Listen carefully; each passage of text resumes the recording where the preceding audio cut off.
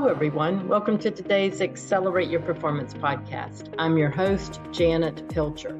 Thank you for tuning into our show today. This podcast is all about leadership, and I don't mean leadership as a position. It's about how we can all see great leadership in action so that we can all be leaders in our organizations. Leadership is for everyone, and the focus of leadership is connected to the 9 principles framework highlighted in my new book, Hardwiring Excellence in Education. Joining us and back on our podcast today is Superintendent of Estacada School District, Dr. Ryan Carpenter. Ryan will be joining us for a 2-part series. Both weeks, I'll talk with Ryan to tell the story behind the story in Chapter 8 of Hardwiring Excellence in Education. It's focused on Principle 8, communicate at all levels. People know what they do matters. That's what that principle means. And communication is a cornerstone to Ryan's leadership in the Estacada School District in Oregon. Ryan practices all the 9 principles. Therefore, our conversations show how Principle 8 threads through all other principles. And today, Part 1, we focus on conversations about leadership, leaders being the model for communicating with key words at key times. Specifically, Ryan shows how he uses many tools to reach varying audiences and does so with great purpose that is evidence-based and intentional. On our show today, we also focus on gaining input from surveys and rolling out the results to create action plans that guide leaders on how to monitor continuous improvement. That's all about communication. And yes, we'll also talk about how Ryan and his team of leaders and employees celebrate the win, celebrate those things that are working well. These tactics are highlighted in chapters 3 and 5 in Hardwiring Excellence in Education, and chapter 8, Principle 8, really threads through those 2 chapters as well. In fact, it threads through all of the principles. Next week, Ryan and I discuss how communication is a thread that runs through these additional tools and tactics aligned to the 9 principles. We'll end with connecting back to leaders going first and being that model for other leaders and employees. Here's a little reminder about Ryan. He has served as the superintendent of the Estacada School District since 2017. For more than 4 years, the Estacada School District has been in pursuit of sustaining high levels of improvement science methodology and has been a partner with Shooter Education since 2019. He is the recipient of many leadership awards. One notable one is Estacada Schools achieved the highest honors from its employees in 2020 and 2021. Estacada was selected for the Oregonians' top workplaces in the state of Oregon. It's with great pleasure that I have the opportunity to welcome back Ryan. It's with great pleasure that I welcome back to our show Dr. Ryan Carpenter. Ryan, it is so good to see you and so good to have you back on our show today. Thank you for being with us. Oh, thank you so much, Janet. It is always such a pleasure to be a part of this. And hello again to all the great listeners. I'm a listener as well, and I learn from each and every single person on your podcast. And so it's always just great to be back. Thank you so much. And I do too. This is really a lot of fun for me, Ryan, because I get a chance, to talk to so many of our partner leaders, and maybe I wouldn't get that chance unless I did the podcast. So it is great learning for me as well, and just love the work that we all are doing together around the country to really make a positive impact with students and families in our communities. So you're a model leader. You've been a leader who's been recognized. And as we've talked about before, you do all of the 9 principles, but I specifically highlighted you in the communication focused Principle 8, communicate at all levels. I know we're going to talk about more than that, but I really want listeners to hear your story around how focused you are on communication. So let's start with your ability to engage with and inform your school community. So if you don't mind, Ryan, would you share with us what you do to just in general enhance your communication in your school and in your community? Yeah, well, thank you. And communication is essential for community success, school success, and professional success as well. At the Estacada School District, when we started our improvement journey, we were a typical school district where, our communication was lacking. Feedback from parents was, we're just not hearing enough from our teachers, our schools, our school district. And so ultimately that led to the community telling our story for us, true or not true, on Facebook or Twitter or any other social media posts that we're all so familiar with. Things were just being told about us. And so we realized early that communication was going to be a very critical tool as we began to tell our side of the story to our community and celebrate wins.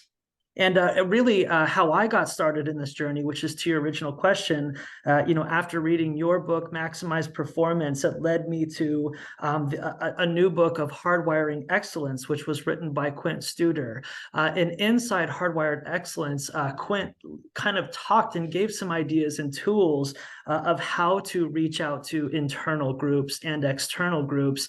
And so really through the Studer model is how we really started with implementing keywords at key times and employee forums, which comes from Studer's work in the medical profession and your work also in the educational profession.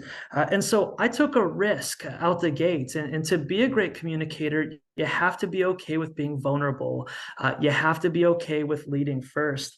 And so what we started doing was I just started filming myself every single week, and we created a new communication platform called a Super 60 Seconds, which is 60 seconds with the superintendent.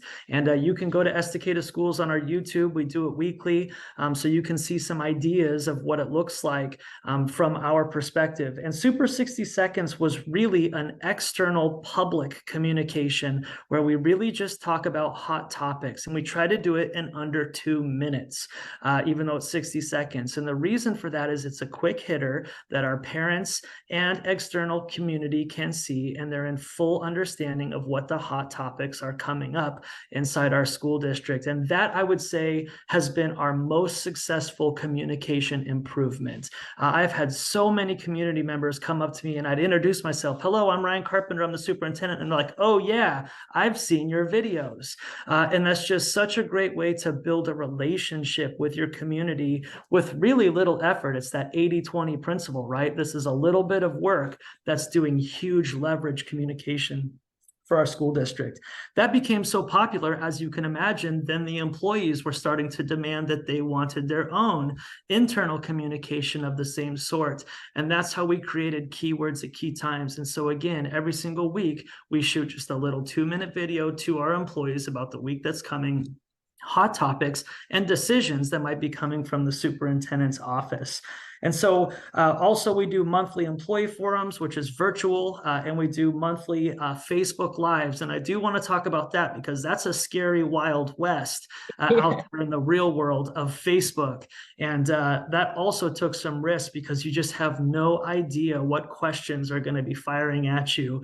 But it is such a tremendous platform to tell your story if you're being honest, if you're sharing data, and if you're truly having a great two-way conversation. It can be wonderful. And for the most part, people truly are respectful because they know that in some cases, it's the only opportunity that they're going to get to have dialogue and interaction with their leader.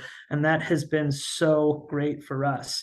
And so then ultimately we ask our building principals just the same to create that communication. But communication is kind of how we started to tell our story, share hot topics. And if you want to be a leader that is asking your leadership team to be great communicators, it's got to start with you first. And that's how I started with the Super 60 Seconds. And if you know me, and I know a lot of people who are listening do, I'm not an icebreaker guy. I'm not a goofy guy. Like, I'm an introvert. This is outside of my comfort zone to do these kinds of things, but it makes such a big difference for your community and your ability to communicate effectively inside your school district or your organization. Yeah. And, Ryan, what's hitting me as you're talking, the actions that you took, the tactical things that you did, they were very intentional, yes, structured and organized, right? It's not just, we're just going to communicate out there, but we have a method in the way that we're going to do this. And I'm sure that took conversation with your leaders and input in order to get to that point of making those decisions.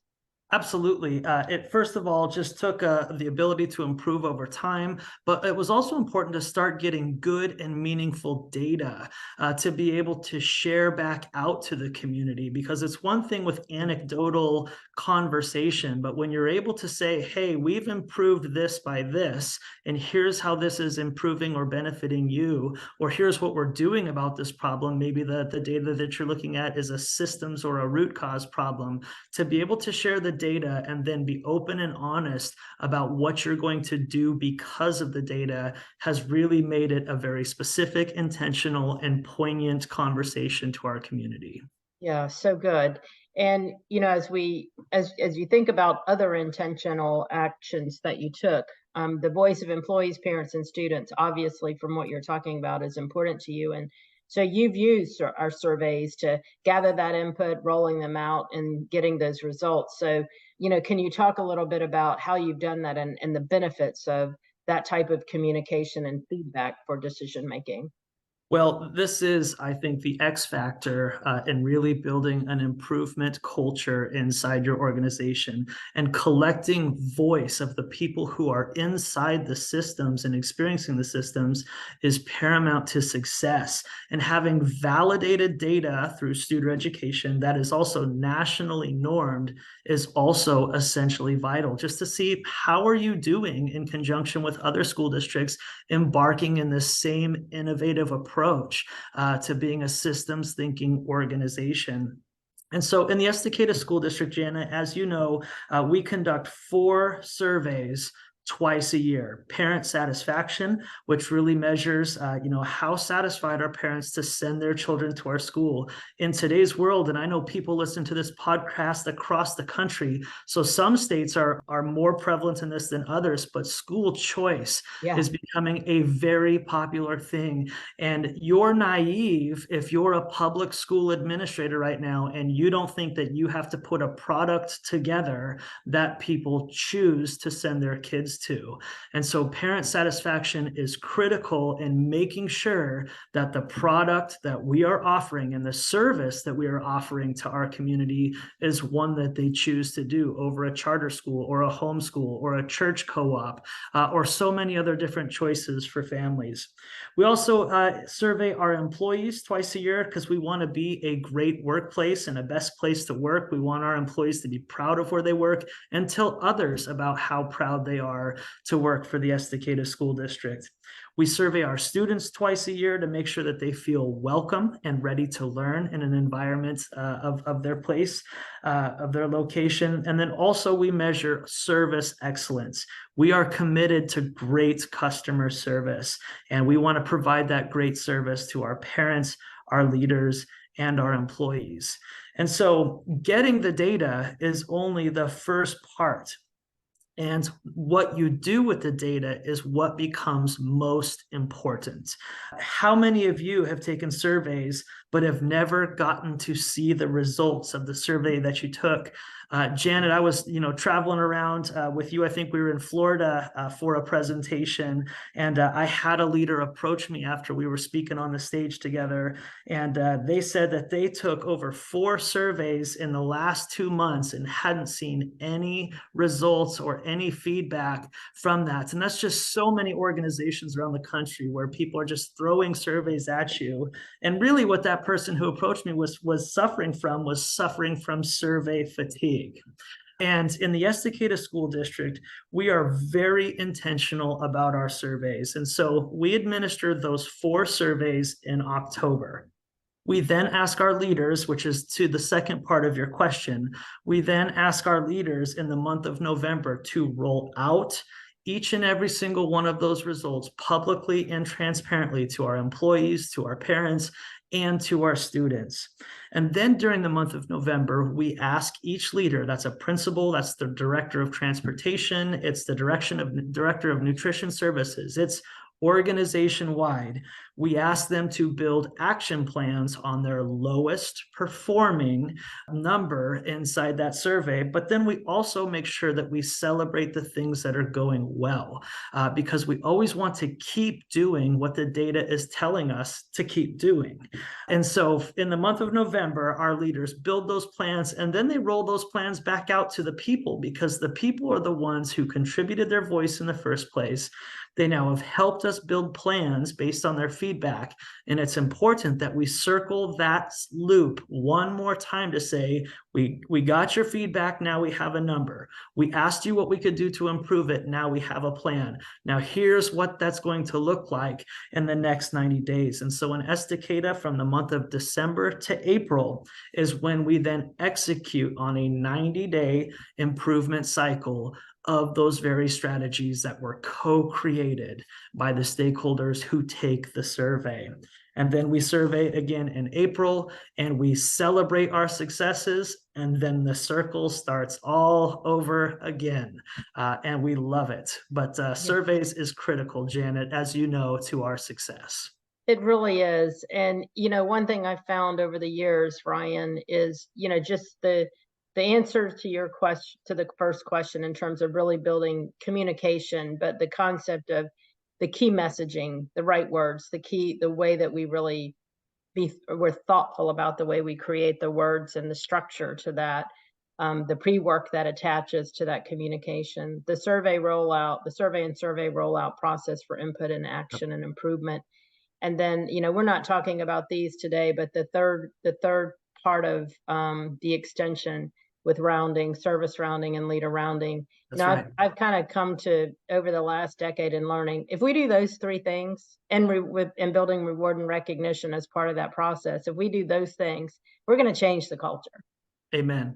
Yep. And it actually changes faster than you could imagine by starting to just introduce those things.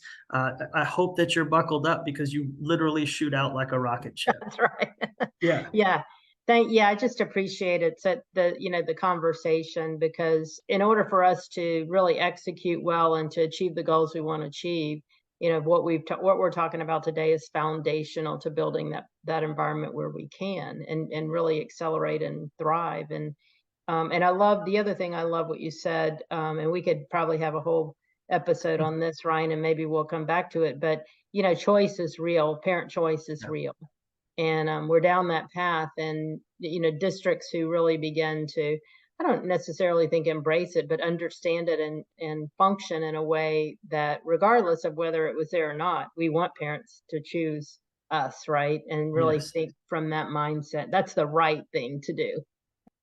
It's been great to have a conversation with Ryan today, and I look forward to having another conversation to tell the story behind the story on Principle 8, communicate at all levels. Ryan does this so well, and as we mentioned, we can thread the communication piece throughout all principles, and we'll talk about that more in part 2. I look forward to connecting with you and connecting back with Ryan to learn more. And speaking of learning more, we have a virtual book club about every other Monday. And it's for leaders, and everyone can be a leader here. Everyone's a leader when we look at the 9 principles. And we've been having the book clubs and sharing insight about each of the chapters. We meet twice monthly to dive chapter by chapter into my new book, Hardwiring Excellence in Education, the 9 Principles Framework. Love to have you there. So if you want to join the book club and talk to other leaders and engage with your colleagues and talk about the principles, please jump in and register by heading over to studereducation.com/hardwiringexcellence. When you register once for all the book, you register for all the book clubs, so you'll get the information related to the topics that are covered on the Mondays for the sessions. Also, our biggest leadership conference of the year, What's Right in Education, is coming up in October. I hope you join us to learn alongside exemplary school and district leaders focused on hardwiring excellence in education. We'll highlight some of the tremendous practices and remarkable achievements of our partner organizations. And we want to connect and listen to our colleagues who can provide great contributions to how we lead our school districts and educational institutions to that next level. So for more information and to register, please head to studereducation.com/events. Thank you for tuning in to this episode of Accelerate Your Performance. If you like the episode, we invite you to leave us a review if you would, or just give us some feedback. Feel free to connect with me at jpilcher@studereducation.com. Also, if the topic is meaningful to you, please share the episode with a colleague or friend. And I look forward to connecting with you next time as we continue to focus on the 9 principles framework so that we can be our best at work. Have a great week, everyone.